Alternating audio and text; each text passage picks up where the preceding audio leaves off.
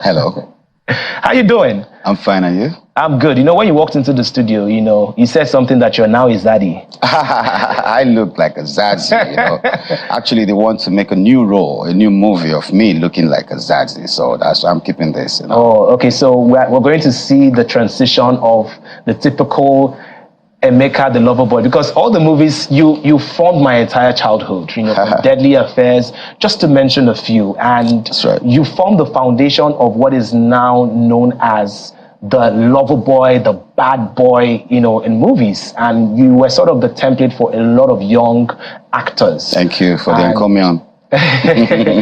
So we'll be seeing more Zaddy roles now, right? Oh yeah, not about Zazie role. This particular role I'm playing after this one. The director Taco Benson wants me to actually look this way because I'm supposed to be some dashing guy, So I have to look like it, like someone who controls power, money, riches, and all that. So that's why I'm looking this way. Don't worry, you do actually control money, power, and riches in your life. So I'm pretty sure it's going to be easy for you. Oh, well, let's see. All right, so let's get back to, the beginning, right?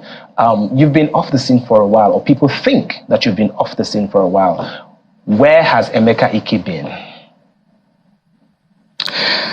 Emeka Ike has been where all the other artists that were in my genre are. There was a point in time when we were all pushed out of the system without the people knowing what happened. The government came in, the policies, everything. Just one policy could change everything for the whole industry. And there were days of, what do you call it? Where you go to rent films. What do you call rent? Houses. Where you rent those shops, you rent those booms that year, okay? All that just died for no reason. And we're all now using video clubs, right? All died for no reason, and now we only get used to using decoders. So the transition from using jackets, buying movie in jackets, to decoder, that was where you lost us. Were not included. Our opinions was not engrafted into that process. So the people that made the policies out there just yanked us off, and we couldn't do what we needed to or what we loved doing anymore. Then too, Emeka Ike was depressed for a long time out of some marital whatever, and I was hiding. I was in shame for what I didn't do. So that's sometimes the price you pay for being large. So I was depressed, I was short-circuited for no reason, and I had to just hide my face until I knew what was wrong with me. I could tell you at a point, I wanted to kill your Ebuka. I was looking for Ebuka. I thought I was going to see him in the show. I was like, Ebuka, I would have killed you for nothing. But Segun Arize came here and they called me a madman. Now, I was really angry and bitter that how could you just use such a word on air without coming to know who I am? I was, after Segun Arize, there was so much war in the Actors Guild of Nigeria. I was a de facto president. I was fighting for the people. They called me the people's president. And I was fighting against some institutions, some men that are there, the oligarchs. Then somebody in between sneaked in to take my life. So there were assassins everywhere for me. I was facing gunmen everywhere. It's in the news. Go to the press. Assassins came to my house on the road. They just want to take my life. It wasn't Segun Arize. It wasn't Ejike Asebu. It wasn't Ibn Abo. In fact, I lost my mother last month. Oh, my condolences. No, October, right? Yes, and I'll be burying her very soon. Ibn Abo called me, and she'll be coming for my mother's burial. But that year, I was like, oh, Ibn Abo, you want to kill me? Stuff. But the woman that was behind was somewhere quiet, and so we celebrities are exposed to so much dangers than we know. And Burna Boy said it, last everybody will chop breakfast. So all of us, they chop the breakfast. Wow. Honestly, I genuinely feel your pain. I'm sure it's nothing compared to what you really went through, but in just few minutes, you've told me that you went through depression, went through marital issues, had issues with your colleagues in the industry, and also you felt that the transition to the coders and streaming platforms sort of affected the demand for your business as well. Yeah. I mean, with everything that's happened, you know, how did you make this incredible comeback? Because I know you just featured in Malaika. Yeah. Doing Abraham's movie that you know. So at what point did you say, you know what, I'm going to take my life back, I'm going to take myself back, and I'm going to be the man that I've always been? So what was the change? What happened? At what point? What changed? When you realize that they're actually after you for who you are, they actually are envious about what you've achieved. So you're gonna ask yourself, what do I do next? Then what came to my head was, keep your head up. And I just kept doing the things I needed to do properly, and the things I need to do. I just kept working on myself, kept investing. Like that year was after African Magic in court or whatever. I'm no more after them right now, because I actually own my own TV channel right now. I own Nollywood TV on Star Times, Channel 62. So it's all about reinventing yourself, you know, making sure you make the best of the negatives and the stones thrown at you to build the pillars that will fortify your next rise. So I really want to touch on a very sensitive thing you said. If you feel free to talk about it, please. Because you did say something that you were going through marital issues and you were being accused of something you were not guilty of. But on the internet space, you never came out to clarify anything. Yeah, it's difficult to clarify yourself, because the same people that are bullying you on the internet, they are still there. They're going to say whatever you say. They were like, no, don't mind him. He's still missing her. Why? Go ahead, move on. They just make you feel like, what's going on? And if you are not prepared to handle it, you'll be crushed. Okay? My secondary school, St. Nicholas College on CMD Road, Magodo, was shut down. Over $480 million naira investment. That year, 480 million naira investment was shut down, and all I had was constant battery. And I was always saying, look, I don't beat this lady. What's going on? I went on air. I was like, come on, I never did. Babe, what's going on? They say I beat you. Do I? No, but you're a star, you know. They can always manipulate things and all that. So I was gullible until I discovered that she was actually the one behind this whole thing. You know, some ladies are too desperate for marriage lately. And she actually told me one time that I'm not the marriage type. I didn't understand it. So the young men needs to know that there are plenty of ladies that are not the marriage type lately. And they're the ones that get you and I first. The good ones don't show the things, the signs that you want to see want to go to a party with a girl. But these ladies show you everything you want to see. And then when you get into it, that's a luck. So it was depressing to find out that the person you were actually confiding in knows that men were coming to your house and was making calls with them and arranging and discussing this thing. And the resolution was, okay, after it all, blackmail him. I was busy grouping with the blackmail. I didn't know it was much more than that. So it was crazy. My school was shut down. Students were told, go home. This school is shut down. This marriage is shut down. On the same day, I was on air heading for a movie shoot in America. They already knew I was traveling. They were planning it. So I had to do, I was directing a movie, and I was going to act in one of the movies. So 2 movies for G&J Pictures in Maryland. So they knew I was going to be away for a while. So they took their time to plan. So I was on air when she rang the bell. And all the students came out and said, look, I'm shutting down this school right now. You all have to go tell your parents, put you in another school. I wasn't waiting for it. I came back home to nothing. My property, my house has been moved. Everything in there, because my house is in Ogudu GRA, where I built my own house. But I was staying close to St. Nicholas College in Magodo, because if a student needs attention, I should be able to wake up 2 a.m., 3 a.m. to attend to it and do what I got to do. So they had moved all the properties I have in Lagos. I lost plenty of them, like 80% of my lands, because It was just the bag I traveled to America with that I had just with me. So the documents for those lands were taken? People are bidding on my property and I'm looking at it and I feel like killing myself because I can't defend what you don't have evidence to. So it was a planned thing. So the evidence was taken? There's no evidence because you came back, they've moved your load out of the house and you can't see any piece, nothing. Your wristwatches, your awards, your pictures with presidents, everything I got as Emeka Ike was gone. It was just that box I went to America with. So connecting with Malaika was very, very easy for me because you go through a lot of resilience, bottled up emotions, anger, confusion, misconstrued truths, making you feel manipulation, and you never know where it's coming from. Sometimes you want to please this person for the other person, but you don't even know that she's actually manipulating you. So I feel sorry for young men like you, especially. I don't know if you're married. I was asking someone at Aminu Kano airport yesterday. I just came through Saudi Arabia last night.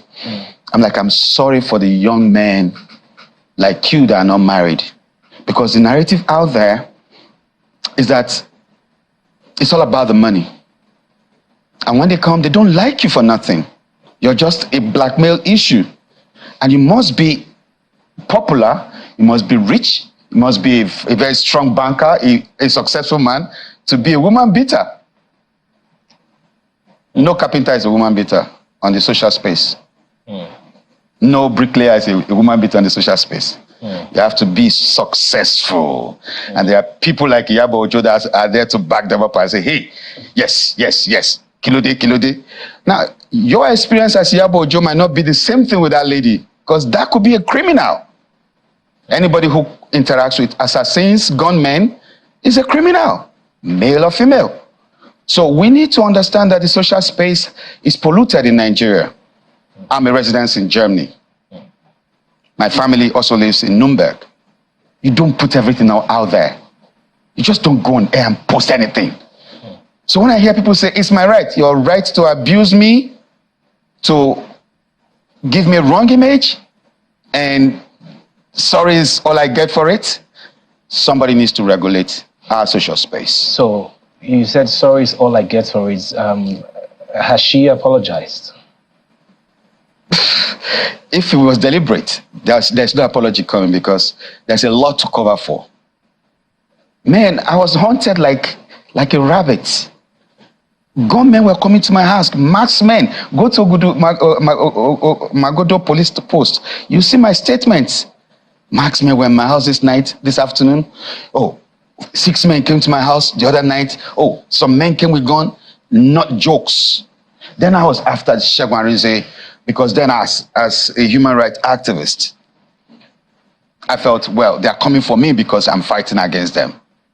It was a whole lot of manipulation. Have you gotten your school back? How can you get a school back? What's his name? The Minister of Aviation now. What's his name? That lawyer. Festus Keyamo? Festus Keyamo was to be my lawyer then. He was my lawyer before I became a government man. When he saw the damage, he said, bro, let me not use that word, and move on. Leave the school. It's messed up. Because this is a moral institution where you can't be criticized or for being anything corrupt. Parents will pull their kids out. Where you can't be maligned or anything being said about bad misbehavior, bad character, whatever shouldn't be mentioned around you as, So I couldn't save the school because parents were already pulling their kids out when the proprietors woke up on the same day I was on air. She sent the Prado Jeep that took me to the airport. And the driver came back. She asked, where is he? He said, oh, guy is on air. He said, okay, get me the assembly bell.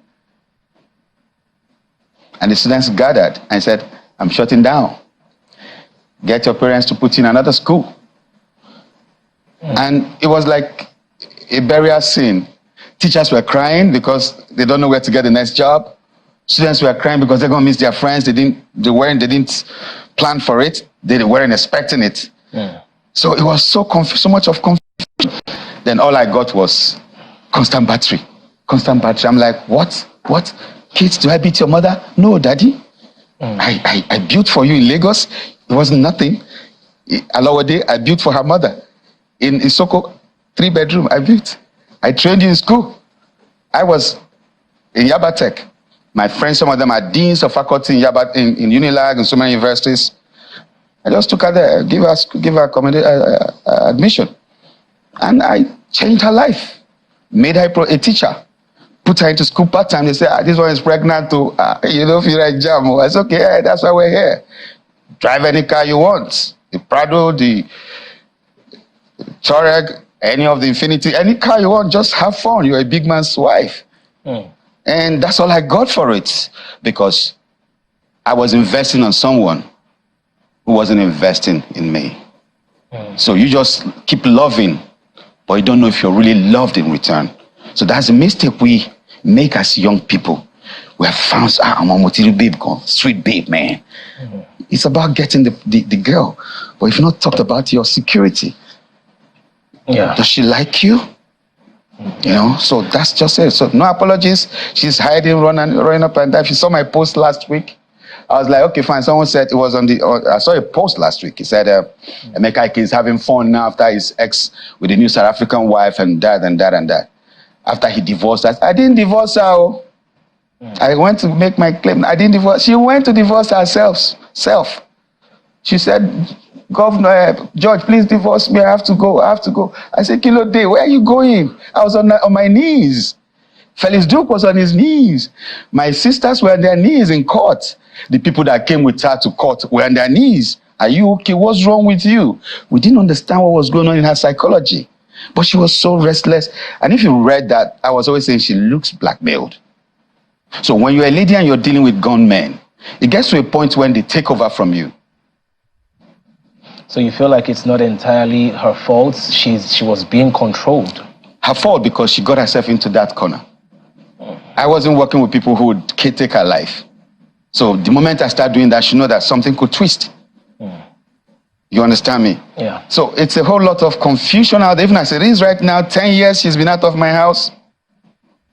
And then last year she came, boom, when I was in Germany, I just went to arrange my kids' papers so they can move on. I shut down my stardom. Like I told you, depression made me, I shut down. Like I had to focus on my family. I noticed a lot of lapses. I said, okay, man, forget the stardom stuff right now. Yeah. The kids. Okay. I was able to bring them out of depression and build them.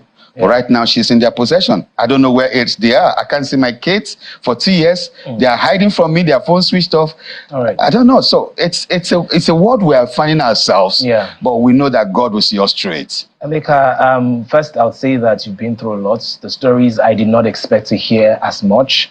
And, you know, I can tell that you're in a better place right now. Oh, yeah. And, you know, I just really hope that eventually, you know, we can all find closure because we all need closure right. To a certain extent. Thank you. So this movie, Malaika, you did mention that you really felt a personal connection to it. Can you tell me more about the movie? I had a wife who she was more prone to anger than peacemaking or being reasonable. She just want to be controlling, you must respect me kind of woman. And I have a daughter that loves me so much. And her mother is late. So there is the conflict. So there is that, you need to balance your love for her, your love for her. When she's angry, she wants you to play her game. And your daughter is there crying, Daddy, help me. I'm being swallowed in this anger. So you see, there's a lot of family tussle. That you need to be a man to realize that, okay, fine, I won't be moved by emotion. You need to really get to the roots of what's going on in your family. There's so much manipulation. Maybe the one manipulating you might not even know that the extent she's going. You need to find out. You don't just walk across everything. So you are the blackmailed person. You're the one that needs a mental health solution because everything is coming to you, daddy, daddy, daddy, daddy. And then also the woman also will be punished because when you're in such situations, it's going to affect your person. You can't progress when you're not receptive to progress. You're not positive. Progression becomes a bit of retarded. Yeah. Because you're not working in the positivity. Okay. So she had her issues. Yeah. And the girl, oh God, I feel sorry for my daughter. I feel sorry for my daughter. Before we reveal the entire plot, I believe it's premiering today. It's not, no, it's the premiere is today. Yeah, today and 22nd. From today, okay. We're on air. So. Okay, then 22nd is out in the cinemas. That's right. Emeka Ike, thank you so much for really being vulnerable with me. I do not take it for granted. And I also just hope